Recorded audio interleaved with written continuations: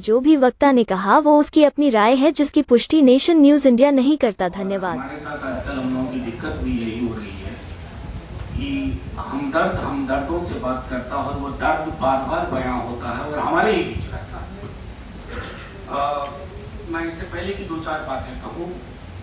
नरगिस जी को पहले भी सुना है, खालिद से तो मैं पहले भी मिला था, आपसे भी मिला था, और आपसे जिस हालात में ये दूसरी मुलाकात है। और दोनों ही बार जब आपने छोटी छोटी चीजें जो युगन भाई कह रहे थे कि आम लगी हुई आपको कि रात को कोई घर पे नॉक नहीं कर रहा है, जो वक्त खालिद के आने का हुआ करता होगा आमतौर पर शाम को, या ईद बकरीद हो या कोई पर्व त्योहार हो या बच्चों के की सालगिरह वगैरह हो, तो ये दर्द नरगिस आपका भी है और तमाम उन खालिदों का है जो इसी हालात में जेल में है। तो खालिद मेरे लिए प्रतीक भी है, वो प्रतीक है उन तमाम युवाओं के लिए, छात्रों के लिए जो सिर्फ इसलिए जेल में है, और माफी के साथ कहता हूं कि वो मुसलमान। बड़ा मुश्किल है ये कहना सलमान साहब। मैं हाल में सदन में चर्चा हो रही थी, मैंने एक एक करके नाम लिए थे, ये सारे नाम, और ये नाम लेना जरूरी था, पार्लियामेंट के रिकॉर्ड में जाना जरूरी था। हम आज हार जाए, लेकिन जब कभी कोई रिसर्च आज से 100 साल बाद करेगा तो ये तो समझेगा कि हिंदुस्तान में उस वक्त की हुकूमत में कम से कम चंद लोग इन चीजों पर अपना पक्ष रखते थे। हमें अब वर्तमान से ज्यादा आने वाले इतिहास की भी चिंता है। इस देश में बुलडोजर सेलिब्रेट किया जाए।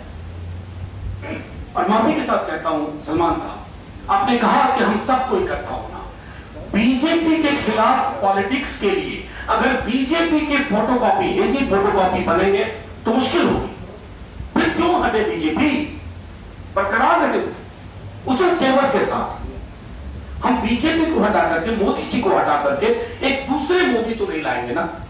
और अभी हाल में मैंने योगेन भाई का एक आर्टिकल पढ़ा, योगेन भाई आर्टिकल पढ़ा या इंटरव्यू देखा, आपने एक बड़ी अच्छी चीज कही कि बीजेपी से अलग पार्टी होने का मतलब नहीं है कि वो बीजेपी की विचारधारा के विकल्प के रूप में नहीं। आज हम सब दिल्ली में हुई गिरफ्तारी के विरोध में हैं। हमें लगता है कि सीबीआई आनुषंगिक संगठन की तरह व्यवहार कर रही है, लेकिन हम दिल्ली दंगों के दौरान के भी सच को आज याद रखें। यह नहीं हो सकता है ना कि एक वक्त पे आप चुप्पी ले रहे, वो वक्त होता है एग्जामिनेशन का। अगर तराजू पे तौल के इलेक्टोरल डेमोक्रेसी की बिसात पे आप सारे निर्णय लेंगे तो दुनिया का इतिहास गवाह है कि इलेक्टोरल डेमोक्रेसी ने जो निर्णय लिए वो उस मुल्क के लिए 50 साल बाद अच्छे साबित हुए, 30 साल बाद अच्छे साबित हुए। ये तय तो करना होगा हमें। अक्सर मैं देखता हूं लोग साफ तौर पर मुसलमान नाम लेने से बचते हैं, अल्पसंख्यक उस कैटेगरी का ज्यादा इस्तेमाल करते हैं। खुल के बोलिए, खुल के बोलिए। आप लाग लपेट के साथ बोलने का टाइम नहीं है। खुल के अगर आप नहीं बोलेंगे, तकरीबन 20% की आबादी है, यानी कि 5 व्यक्ति के घर में 1 व्यक्ति मुसलमान है। अगर मैं इसको थोड़ा अंकगणित में समझाऊं तो 5 बच्चे में से अगर 1 बच्चे के लिए, उसके दर्द के लिए आप नहीं सोच रहे, नहीं देख रहे, अब तो घर में खुद आग लगा रहे हैं। और ये आग ऐसी है जिसके लिए कोई अग्निशामक यंत्र काम नहीं आता। फिर हम सब बैठ करके कब्रिस्तान में बैठ करके कहेंगे कि ये क्या किया हमने अपने साथ, अपने देश के साथ। तो एक तो मुझको लगता है कि पॉलिटिकल पार्टीज को, सारी पॉलिटिकल पार्टीज को सब, अभी भरतपुर में मैं देख रहा हूं लोग नाम नहीं ले रहे हैं साहब, बोल रहे नासिर जुनैद। क्या लग रहा है इसको बोलने में? कोई फर्क नहीं पड़ेगा अगर आप ये समझते हैं कि इन मामलों में चुप्पी रख करके और एक सॉफ्ट वर्जन ऑफ हिंदुत्व वो सर काम नहीं करेगा। जब ओरिजिनल रहेगा तो फेक और फोटोकॉपी किसी को नहीं चाहिए। फोटोकॉपी क्यों बनना है? एक और इलेक्शन हार जाएंगे, यही होगा ना। 3 इलेक्शन लगातार हार जाएंगे, कम से कम देश तो नहीं हारेंगे ना। ये तो लगेगा ना कि 40, 42, 45% लोग अभी भी उस राजनीति के साथ नहीं है, खुल करके बोल रहे हैं। वो मादा, वो मिजाज मुझको लगता है तैयार करना होगा। और ये जो अक्सर नफा नुकसान वाली चीजों के कारण बहुत शाम की डिबेट क्यों जाना जरूरी है, मेरी पार्टी ने लगभग छोड़ दिया। क्यों जाएं उस डिबेट में जिसमें, जैसा कि आपने कहा त्यागी जी, सब कुछ पहले से तय है। और मैं तो अपने कई सारे मेरे मित्र हैं एंकर, उनसे उनकी शिकायत क्या करना। उन्हें तो एक स्क्रिप्ट मिली हुई है, वो उसके आगे नहीं जा सकते, उसके पीछे नहीं जा सकते, उसके दाएं नहीं जा सकते, उसके बाएं नहीं जा सकते। लेकिन हम आप कुछ फैसले ले सकते हैं और वो फैसले हम नहीं ले रहे। हम वो फैसले इसलिए भी नहीं ले रहे हैं कि जो डर भाजपा फैलाना चाहती थी, आपने उस डर को अंगीकार कर लिया।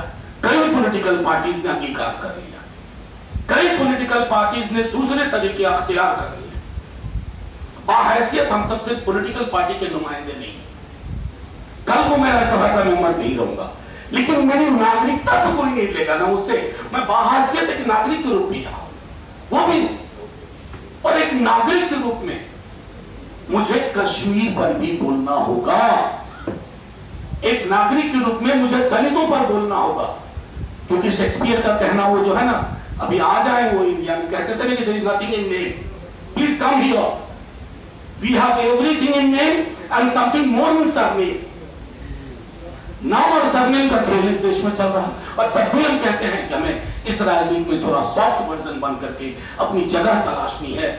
और एक बार सत्ता में आ गए, नहीं साहब, सत्ता में आप आ जाएंगे, मैं मानता हूं सत्ता का अंगणित अलग होता है, लेकिन मनोवैज्ञानिक रूप से हम इस देश को हार रहे हैं, सामाजिक रूप से हम इस देश को हार रहे हैं। इस मुल्क की जो तामीर थी हम उसको खो चुके। जिस मुल्क में नाम लेने से पहले किंतु परंतु करना पड़े, एक जुनैद के साथ एक पंकज को जोड़ना पड़े, अरे पंकज के लिए भी बोलो जुनैद के, कोई विरोधाभास नहीं है। लेकिन जब तक हम इसको नहीं समझेंगे, मैं समझता हूं कि मुश्किल होगी। मैं अक्सर इन मौकों पे साथियों आपके साथ रहा हूं, मेरी पूरी पार्टी भी we vouch for it, but we must remember I see more or less similar faces in every meeting. हम सब एक दूसरे के आदी हो गए, आदत बन गए एक दूसरे की। इस आदत में भी थोड़ा बदलाव करना होगा। हालांकि आज थोड़ा बदलाव है, सुना पर कुछ 1-2 आईबी के भी हमारे साथी आए हुए हैं, और उनसे भी आ रहा है कि आप गौर से सुने कि क्या है। यहां आइन की बात हो रही है, संविधान की बात हो रही है, क्योंकि यह मुल्क किसी पॉलिटिकल पार्टी की कस्टडी में हमेशा के लिए नहीं। चुनाव होता है, सरकारें आती हैं, सरकारें जाती हैं। अमृत काल इस देश के लिए हो सकता है, किसी पॉलिटिकल पार्टी के लिए अमृत हमेशा के लिए नहीं है। हमने बड़े बड़े पॉलिटिकल पार्टीज और बड़े बड़े लीडरान देखे हैं जो कहां दफन हो गए, आज कोई नाम लेवा नहीं।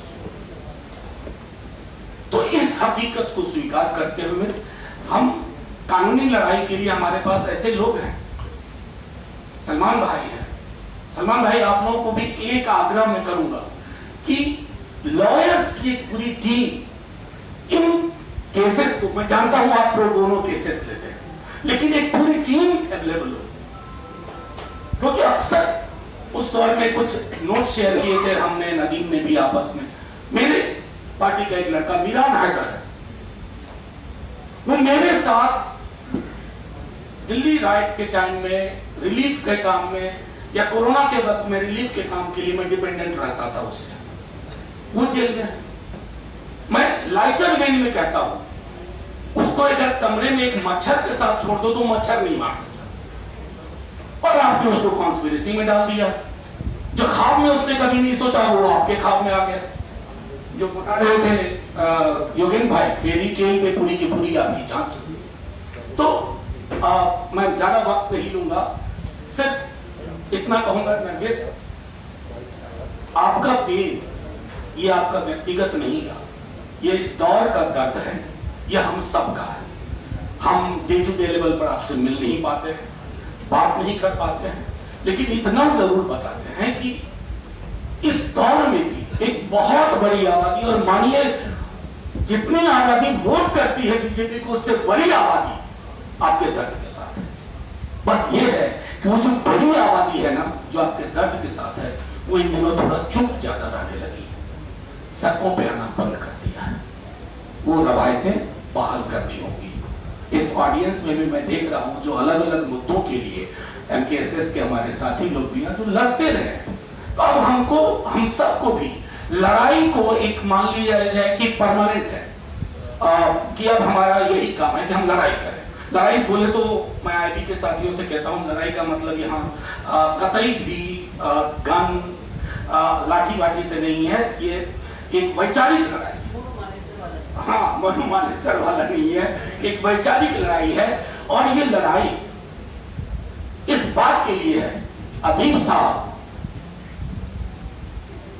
को यह ना कहना पड़े कि मेरे वालिदैन ने बिस्तर बंद क्यों खोल लिया था, क्यों यहाँ आए। Press the bell icon on the YouTube app and never miss another update.